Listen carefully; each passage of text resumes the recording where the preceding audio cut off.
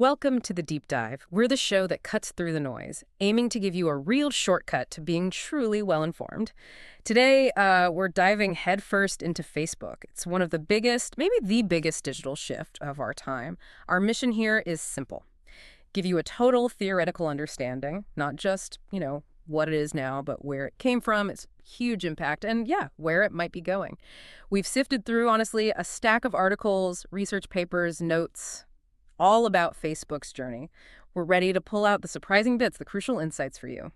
And this is absolutely essential stuff for you. Maybe you're thinking about launching a business. Maybe you're already a professional trying to navigate this digital world. Or, heck, maybe you're just curious about these massive forces shaping things. Our aim is for you to get this knowledge quickly, but importantly, thoroughly. We want to arm you with a solid foundation about a platform that, well, it affects billions of people across the globe. Okay, so let's get into it. The origin story. Facebook didn't start as this, global behemoth. It actually began right there in a Harvard dorm room back in 2004. Mark Zuckerberg, his roommates, they first called it the Facebook.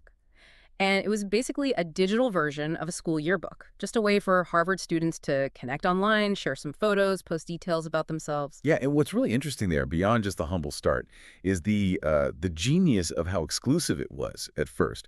By limiting it first just to Harvard, then rolling out to other Ivy League schools, they kind of manufactured this digital coolness, this desirability. Students really wanted to be part of this new online thing.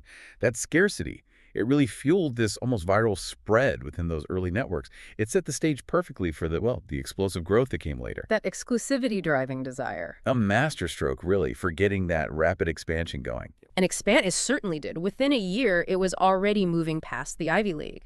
And then by 2006, boom, open to the general public. That sounds incredibly fast. But what did that scale actually mean in practice, that kind of unprecedented growth? Oh, it wasn't just fast. It was genuinely historic. Think about this. Just 8 years after starting in that dorm room, by 2012, Facebook hit over 1 billion users. And today, under the parent company Meta Platforms, Inc., it's got over 3 billion monthly active users. That's not just a big number. It means Facebook effectively became the digital town square for almost half the planet. It brought global audiences together under one digital roof. Nothing like that had ever happened before in human history. Imagine the power that gives them over information, over commerce. Right, the digital public square. You touched on that. How exactly did that growth, that consolidation, fundamentally change the rules of how we actually talk to each other? Well, Facebook really pioneered something we now just take for granted: asynchronous social connection. Before Facebook, most online chat was, direct. An email, an instant message, maybe a forum post where you expected a reply pretty quickly. Facebook let you just broadcast, put a thought out there, an update, a photo to your whole network without needing an immediate back and forth. It sounds subtle, but it profoundly shifted communication from direct dialogue to more of a public broadcast model. So it really changed the very nature of friendship, didn't it? And how we share personal news, how we stay connected. Suddenly a big life event, graduating, having a baby, even just a strong political thought, or maybe launching a small business, you could share it instantly. With hundreds, maybe thousands of people all at once, what's the kind of deeper implication of everyone having this persistent public record of their lives? If you zoom out a bit, Facebook essentially gave every user a timeline. It's like an archive of their life, right? Their experiences, their thoughts, all logged. It effectively digitized our autobiographical memory. And when you do that at scale, for billions of people, it digitizes the memory of society itself. Think about it. Facebook acts as a family photo album, a business's historical record, a personal memory box, all in one digital space. It's this huge collective human ledger, constantly being updated in real time. Wow. And beyond the personal side, this platform also completely turned the business world upside down, right? Particularly for, say, solo entrepreneurs or really small operations. Oh, absolutely. Before Facebook, what did they have? Word of mouth, maybe a sign in the window, traditional ads in the paper or something. Expensive, often hit or miss. But Facebook gave them a direct line. They could advertise, talk directly to customers, even handle sales, often for very little cost initially. But the really groundbreaking part, that was the introduction of highly targeted advertising, based directly on what users did on the platform, their interests, their demographics. No other platform had managed to scale that kind of targeting effectively before. It sounds like an absolute goldmine for businesses. I mean, incredibly powerful.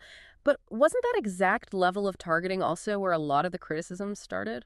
Around privacy, data collection? That's a really important point, yes. And our sources definitely show that's where the whole privacy debate really heated up, no question. Yeah. But purely from a business perspective, especially back then, it was revolutionary. All of a sudden, a small custom T-shirt business down in Wollongong, Australia, they could advertise directly to, say, single dads in Melbourne who specifically liked fishing and Aussie rules football. And this is key. They'd only pay when those specific people actually click the ad. That kind of precision. It was a total game changer for marketing efficiency and reach. Okay, so we've covered its incredible growth and early impact, but let's fast forward. Looking at Facebook right now in 2025, how would you describe it? It feels like so much more than just a social network these days. It absolutely is. Yeah, today, Facebook isn't just your news feed scrolling past. It's a massive business toolkit. If you're a savvy entrepreneur, it offers, well, almost everything. A free global storefront with Facebook pages, basically your own sophisticated ad agency with Ads Manager, even customer service through Messenger. Plus, it's a major video platform now with Reels and Facebook Watch. It's a huge marketplace for buying and selling used stuff, Facebook Marketplace, and a hub for communities with Facebook groups. It's really an entire digital ecosystem all under one big blue roof. And adding another layer to that complexity, it's deeply tied in with Instagram and WhatsApp, which Meta also owns. What does that integration mean for someone trying to, use these platforms effectively? It means that often digital businesses can manage their whole online presence from just one place, like Meta Business Suite. You can easily cross-post your content, run ad campaigns across both Facebook and Instagram simultaneously, even handle customer messages from both platforms in one inbox. It creates this really powerful consolidated network effect. You can reach your audience wherever they happen to be spending time within that Meta universe. Right. Speaking of reaching audiences, let's tackle a common misunderstanding. Lots of users probably think their Facebook newsfeed is just chronological, right? Or maybe just posts from the people and pages they follow.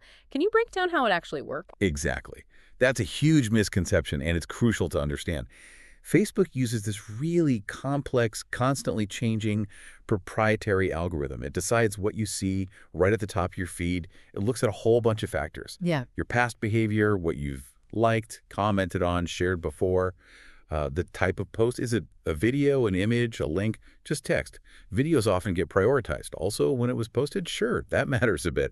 How popular the post is already with other people, your own demographics, your location, and, critically, Facebook's own predictions about what it thinks you'll be interested in seeing. Okay, so my feed is super personalized based on what Facebook thinks I want. What's the strategic takeaway there for someone trying to get their message seen, like a business, for example? It means your customers, your audience.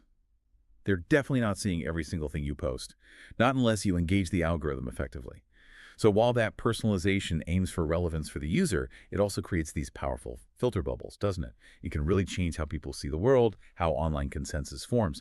For a business trying to break through, it means you have to understand the intent behind the algorithm, not just, the mechanics. You need to create content that sparks the kind of interactions Facebook values, comments, shares, meaningful engagement. Okay. Now, let's shift focus a bit. Let's talk about Facebook's massive role in, world events, its ripple effect on society, on politics. It's just undeniable. What were some of the really standout examples that came up in the sources we looked at? Yeah, the sources pointed to several really key moments where Facebook was absolutely central. We saw how it was used for mobilization during the Arab Spring movements, for instance. Then there was the intense global scrutiny over election misinformation, election interference, especially after the 2016 U.S. election. During the COVID-19 pandemic, vital public health information, but also, unfortunately, a lot of misinformation spread incredibly fast on Facebook. Even how we get our news has fundamentally changed. So many people now rely on links and shares they see on Facebook rather than going directly to news websites. And partly because of all this, we've seen a big increase in government regulation efforts, and data privacy has become this major global talking point. But despite all the controversies, its influence, purely based on that massive, consolidated global audience, it's still pretty much unmatched. That leads us right into the human element, the ongoing conversations around Facebook and mental health. It feels important to approach this with balance because the sources definitely didn't give one simple answer, did they? Absolutely not. It's complex. The research really shows two sides. On one hand, yeah, many studies link heavy Facebook use to issues like depression, social comparison, anxiety, especially impacting teenagers. But on the other hand, there's also documented evidence of benefits, particularly for older adults. Research suggests seniors who actively use Facebook tend to feel less lonely, have more social interaction, and it might even boost their cognitive activity. So the real takeaway here, reading between the lines of the sources, seems to be about intentional use, right? Using it purposefully versus just mindlessly scrolling. And this deep dive fundamentally is about helping you become that purposeful user, not someone passively consumed by the platform. Speaking of purpose, how do different generations actually use Facebook? And what does that variation mean for, say, an entrepreneur trying to reach people? That generational difference is really important for anyone running a business online. Our sources suggest millennials and Gen X. They tend to use it quite a bit for networking, finding events, keeping up with news. Boomers and seniors. Interestingly, their primary use is often connecting with family, joining community groups, but also increasingly for learning new things or even exploring businesses. And then there's Gen Z. They generally use Facebook much less frequently. They often prefer Instagram, TikTok, Snapchat. You know the ones. Let's see. They do still use Facebook for specific things, organizing events, university study groups, sometimes buying and selling in marketplace or groups. So that diversity really highlights how crucial it is to know your target audience, because the sources were pretty clear. If your business is aimed at people roughly 35 or older, Facebook is still often cited as the single most efficient social platform to reach them. Exactly. You need to be where your audience actually is. Okay, let's look forward now.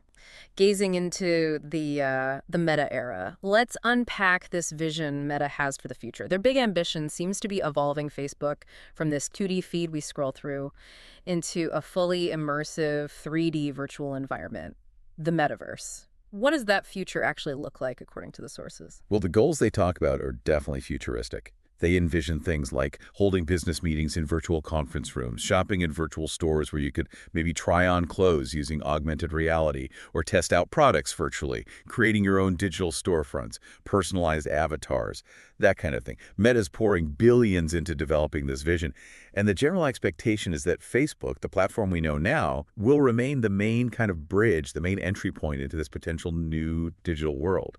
It's a huge bet on what they see as the next evolution of how we interact online. So we've really covered a lot of ground, from that Harvard dorm room to this global empire. We've looked at its profound impact, tried to untangle its complexities today, and even taken a peek at its ambitious future. And this whole journey highlights exactly why we take this theory-first approach, why understanding the fundamentals is so crucial for you. Yeah, think about it like this. It's an analogy from one of the sources. Imagine trying to build a house without really understanding what bricks are for, why walls need structure, the purpose of insulation, or how plumbing works. You'd just make random, inefficient, probably confusing choices, right? By getting this theoretical grasp of Facebook, its purpose, how it evolved, how it functions now, where Meta wants to take it, you move beyond just being a passive user. You become a much more informed digital citizen, or potentially an informed digital entrepreneur. So the final thought to leave you with is this. Thinking about this meta era, this potential shift, what new opportunities might open up for someone like you, someone who actually understands the underlying principles of Facebook way beyond just how to make a post? What really stands out to you about this massive digital transformation we've been discussing?